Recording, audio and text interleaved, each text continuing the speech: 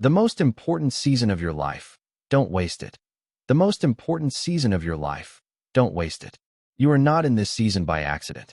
Whether it feels like a wilderness, a waiting room, a battlefield, or a breakthrough, this is the most important season of your life. Why? Because it's the season you're in, not the one you left behind, not the one you hope to enter, but this one, the present moment, the place where growth, decisions, and transformation are forged. Here are 6 powerful examples of what could be the most important season of your life, along with how to work and function in each one so you don't waste it. Here's a detailed, down-to-earth explanation of the season of singleness, written to speak directly to the heart of an ordinary person, bringing clarity, depth, and meaning. The season of singleness. You're not waiting to live, you're living while you wait. What is it?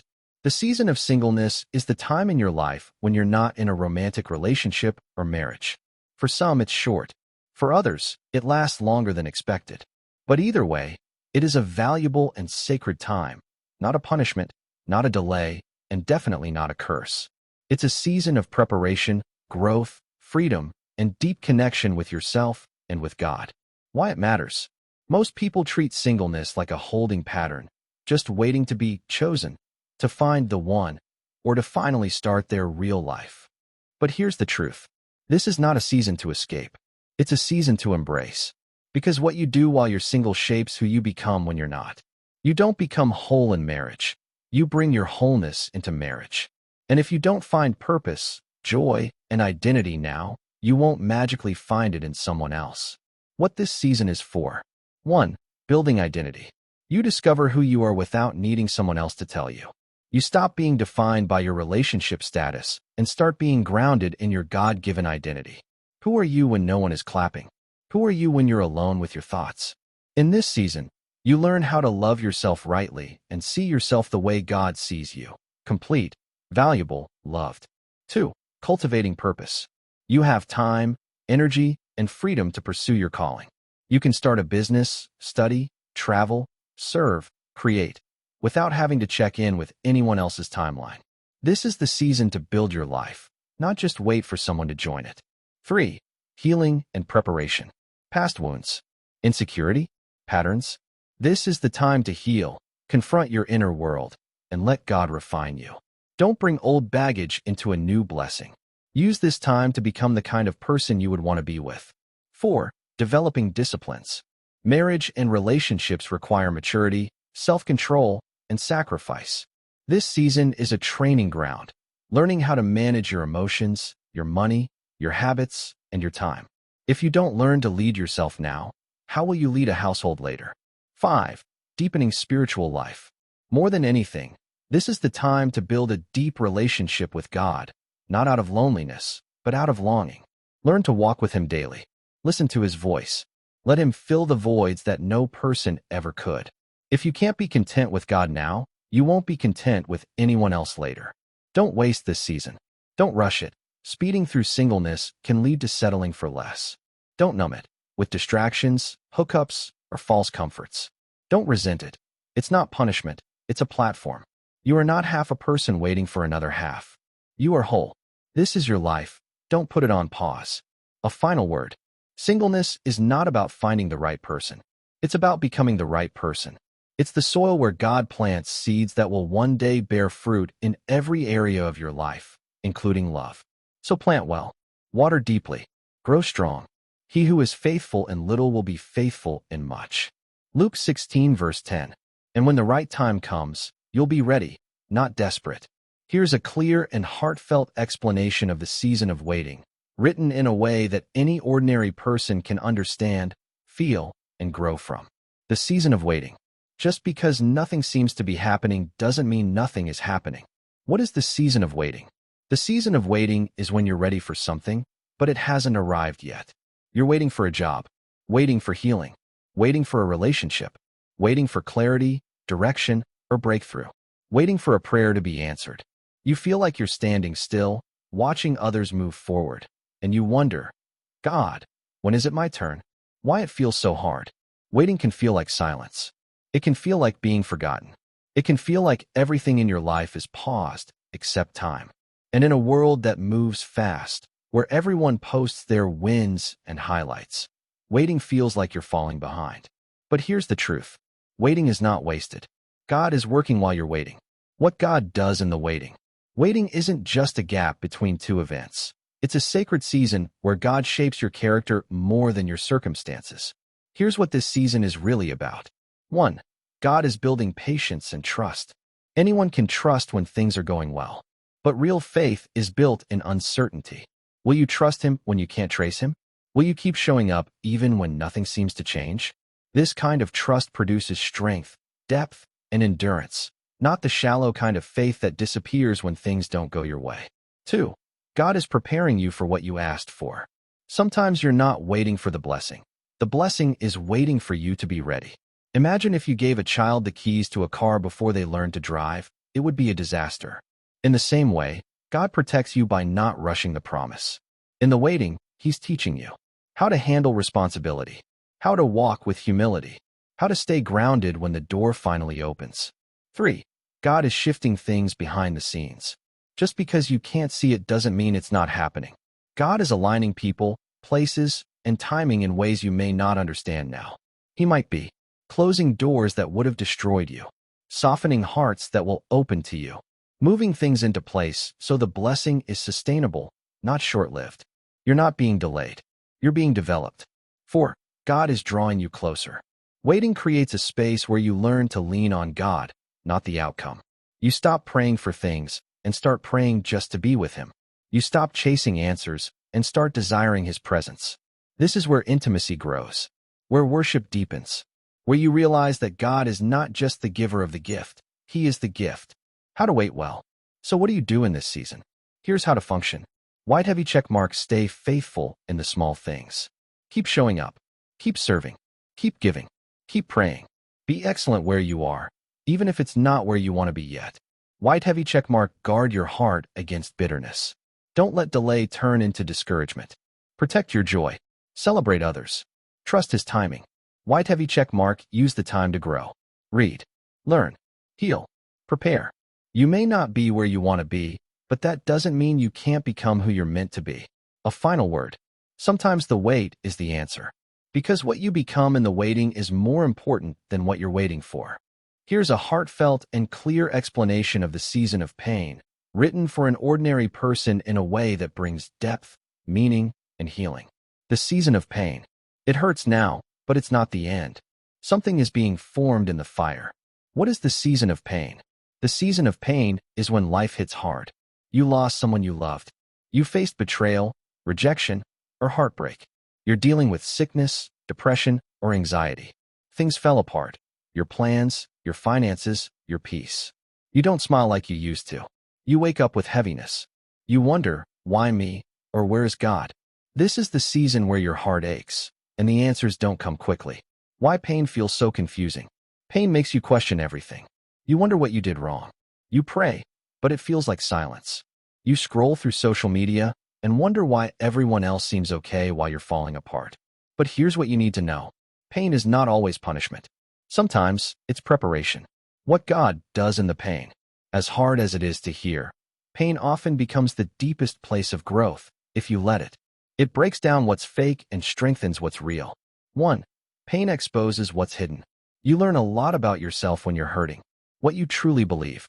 Who you really depend on. What you've been avoiding. Pain doesn't lie, it reveals. And what it reveals, God can heal. 2. Pain deepens compassion. People who've suffered don't judge easily. They understand. They listen. If you've gone through pain, you'll often be the one to help others through theirs. The very wound you wish you never had can become the source of someone else's healing. 3. Pain can be a tool, not just a trial. God doesn't waste pain. He uses it to refine your heart, to strengthen your spirit, to redirect your path, to draw you close. It's often in pain that people stop playing church and start seeking God for real. The pain that breaks your pride may be the same pain that births your purpose. 4. Pain creates depth. Shallow things don't survive deep waters. In pain, your roots grow deeper. You learn how to worship when it hurts. You gain wisdom and strength that comfort never could have taught you. How to walk through this season. White heavy check mark. Be honest with God. You don't have to fake it. God can handle your anger, your tears, your confusion. Pour it out. He listens. David said, "How long, Lord? Will you forget me forever?" Psalm 13 verse 1. Even great men and women of faith wrestled with God in pain. White heavy check mark, don't isolate yourself. Pain makes you want to hide. Don't. Talk to someone. Let others carry the weight with you. Sometimes healing starts with being seen. White heavy check mark, stay connected to truth. Pain will try to lie to you. You'll never get better. You're alone. You're worthless. Speak God's truth over your life even when you don't feel it. The Lord is close to the brokenhearted. Psalm 34 verse 18. All things work together for good. Romans 8 verse 28. Weeping may last for a night, but joy comes in the morning. Psalm 30 verse 5. White heavy check mark, let it make you, not break you. You don't get to choose your pain, but you do get to choose what it does to you. Will it make you bitter, or will it make you better? Will it harden you, or will it humble you? Let God turn your pain into purpose. A final word. You may not see it now, but something sacred is happening in this season. Your tears are not in vain. Your story is not over. God is still with you, not just when you're strong, but even more when you're weak. Though he slay me, yet will I trust him. Job 13 verse 15. This season may be painful, but it's not permanent. And when the storm passes, you won't just survive. You'll come out wiser, deeper, and more unshakable than before. Here's a deep, yet simple explanation of the season of obscurity, written in a way that speaks to the heart of an ordinary person, bringing clarity, encouragement, and meaning. The season of obscurity. When no one sees you, God is still shaping you. What is the season of obscurity? The season of obscurity is when you feel invisible. You're doing the right things, but no one notices. You're working hard, but there's no recognition. You have dreams, ideas, and gifts, but no platform. You see others being promoted, celebrated, and called forward, while you're still in the background. It's not a season of failure. It's a season of being hidden. Not because you're not valuable, but because you're still being formed. Why obscurity feels so frustrating. We live in a world that praises visibility. If it's not on social media, people act like it didn't happen. If no one claps for you, it feels like you don't matter. But here's the truth. Being hidden is not the same as being forgotten. What God does in the obscure seasons. Some of the most powerful work God does happens in private, before he ever brings you into public. Think of it like roots underground. Unseen, but essential. If the roots aren't deep, the tree will fall when the storm comes. 1. God builds character in the dark. Public success without private strength leads to public collapse. In obscurity, God teaches you how to be faithful with little, how to stay humble without applause, how to do things for him, not for people. You learn how to obey without needing to be seen. 2. God protects you in obscurity. Obscurity is often protection. If God exposed you too early, before your heart was ready, it could destroy you. He may be shielding you from pressure, pride, temptation, or even people who would exploit your gift. God hides what he values. Just like treasure is buried, diamonds are hidden in the earth, and seeds are planted underground. 3. God tests your motives. Are you doing it to be seen by people or to be faithful to God? In obscurity, your motives are purified. You learn to serve with no spotlight, give with no praise, show up with no followers, love with no credit. This is where real ministry, business, and leadership is born, in secret places. 4. God prepares you for the next season. Every David has a field before the throne. Every Joseph has a prison before the palace. Every Jesus had 30 years of obscurity before 3 years of ministry. God is not in a rush to promote. He's in the business of preparing. If you skip the season of obscurity, you skip the strength you'll need later. How to function in the season of obscurity. White heavy checkmark, stay faithful in private. Keep showing up. Keep doing the work. Keep sowing seeds, even if no one's watching. God sees what you do in secret, and he rewards it. Your Father who sees in secret will reward you openly. Matthew 6 verse 6. White heavy checkmark, guard against comparison.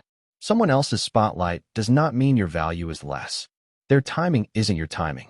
Their race isn't your race. God has a unique process for you. Stay in your lane. White heavy checkmark, keep growing quietly. Use this time to develop your skills, your spiritual depth, your emotional maturity, your vision and integrity. When the door opens, you won't need to scramble to become ready. You'll already be ready. White heavy checkmark. Trust God's timing.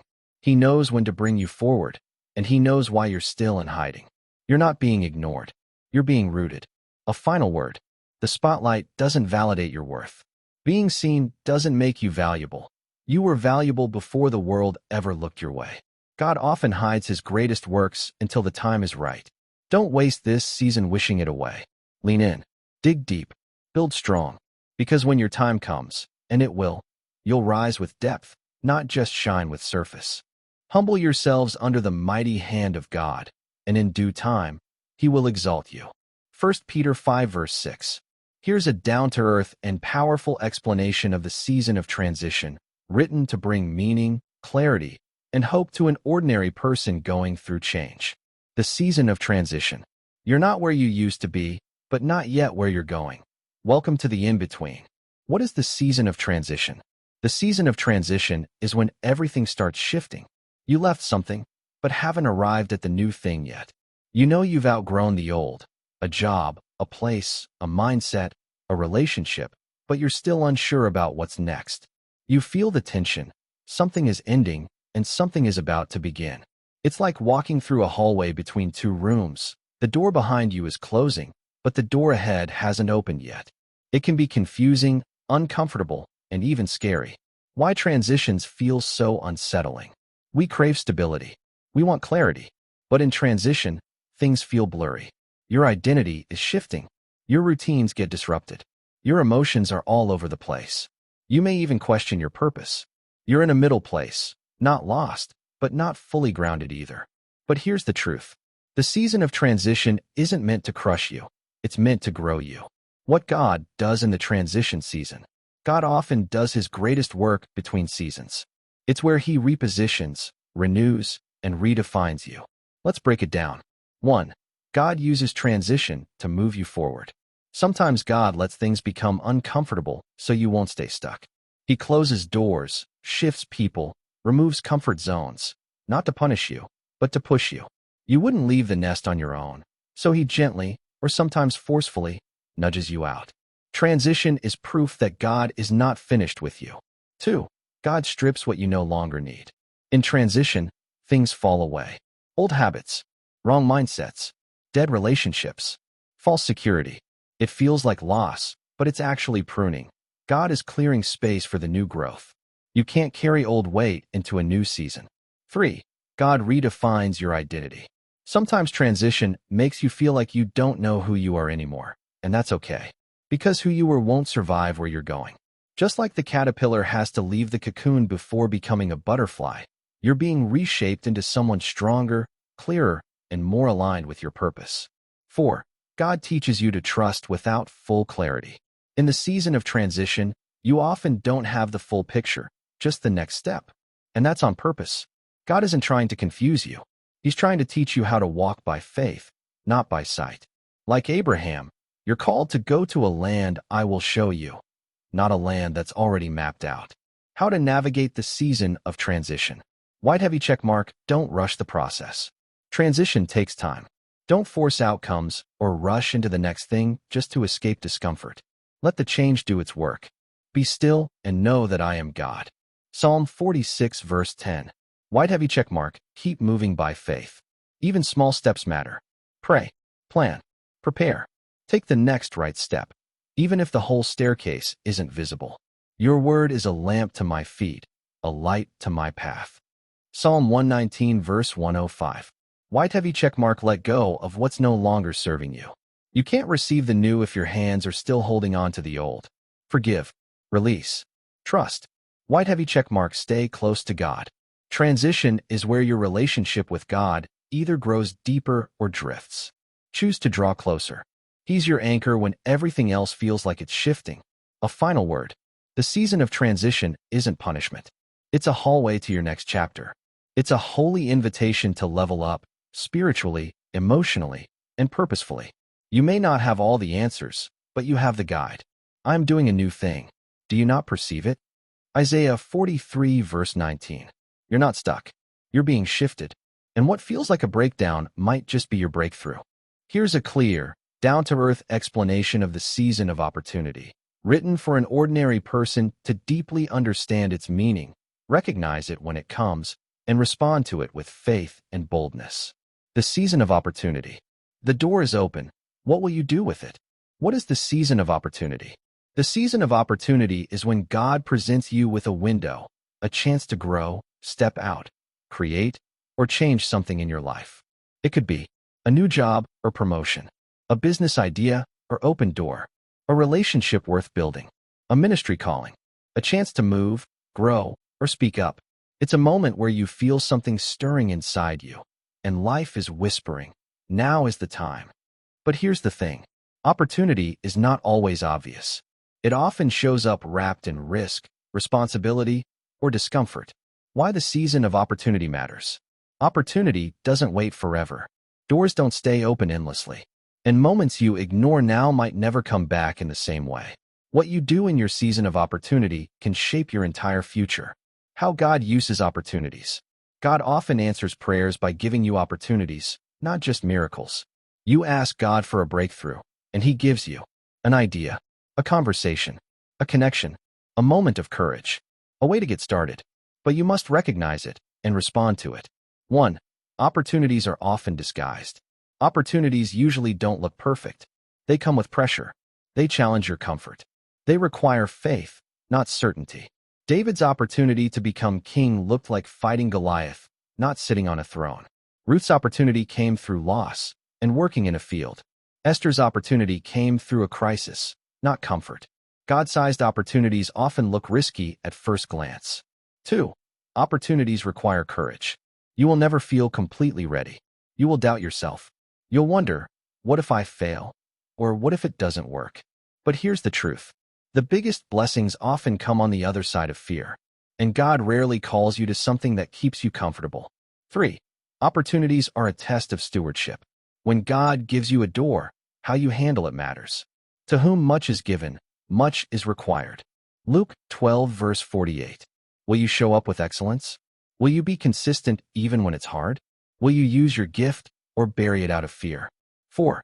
Opportunities multiply when you use them. When you say yes to small opportunities, bigger ones begin to open. Faithfulness in the small leads to favor in the greater. Well done, good and faithful servant. You were faithful with a few things. I will put you in charge of many things. Matthew 25, verse 23. How to function in the season of opportunity. White heavy checkmark. Pray for discernment. Not every open door is from God. Ask, is this aligned with God's will, or just my ego? Opportunity without purpose leads to distraction, but the right door leads to destiny. White heavy checkmark. Take action. Opportunities are time-sensitive. Don't sit on it forever. Start. Move. Apply. Reach out. Take the step. Delayed obedience can become disobedience. White heavy checkmark. Prepare yourself. The best opportunities come to those who are ready. Work on your character, skills, mindset, and faith. You don't rise to the level of opportunity. You rise to the level of your preparation. White heavy checkmark. Stay humble and grateful. Opportunity isn't just about success. It's a sacred trust. Handle it with humility, gratitude, and purpose. A final word. You've prayed for doors. You've cried for change. You've asked God for more. Now the moment is here, maybe not in the form you expected, but it's here. This is your season of opportunity. You don't have to be perfect. You just have to be willing. Step through the door. Walk by faith. Trust the one who opened it. Look, I have placed before you an open door that no one can shut. Revelation 3 verse 8. This could be the season that changes your life, if you don't waste it.